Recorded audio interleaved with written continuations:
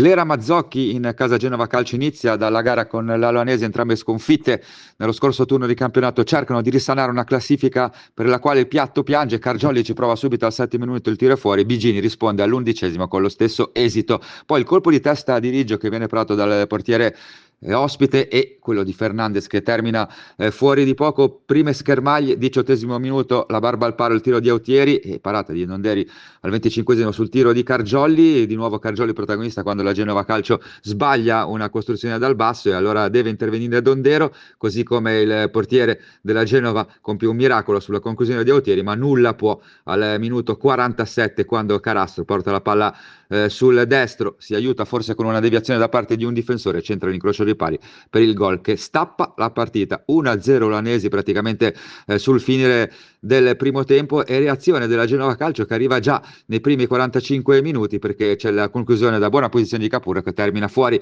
nel secondo tempo. Subito Auteri con il diagonale strozzato che termina a lato di poco. Lo stesso attaccante luanese al 77° decide l'incontro tutto solo a centro area, colpo di testa, nulla può a Dondero. La posizione è da rivedere, ma quella del bomber della Luanesi mette in ghiaccio la partita, ma per un solo minuto, perché al 78° la Genova Calcio la riapre, infortunio del portiere ospite e Bigini, rapace, segna il gol che riapre la partita. Non succede più nulla, però è troppo tardi e allora vince la Luanesi. La Genova Calcio non trova un successo ormai dal 10 di novembre.